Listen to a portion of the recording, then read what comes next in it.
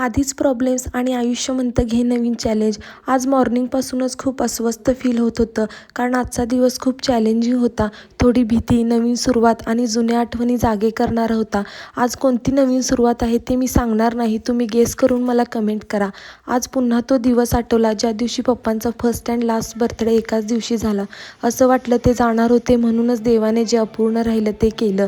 कितीही म्हणावं, आठवण तर येतेच आणि हे त्यांना समजतं ज्यांचे वडील नाहीत. त्यामुळे आज वडिलांसाठी एक लाईक तर बनतोच. मग गेस केलं की नाही सांगा कमेंट करून. त्यानंतर आज ऑफिसवरून घरी आले आणि आवरून आम्ही गेलो बाजारात. तिथे आपले एक फॉलोअर्स भेटले, पण त्यांचा एक व्हिडिओ काही घेताच आला नाही. बाजारात जाऊन घरी आलो, थोडं वडापाव खाल्लं, मग स्वयंपाकाला लागलो. मम्मी चपात्या लाटत होती. मला आज खूप टोमॅटोची चटणी खायची इच्छा झाली होती. मग मस्त असं कच्चं टोमॅटो, मिरच्या, लसूण आणि जिरं घालून भाजून घेतलं. थोडंसं मीठ घालून खरपूस भाजून मिक्सरला लावून घेतलं.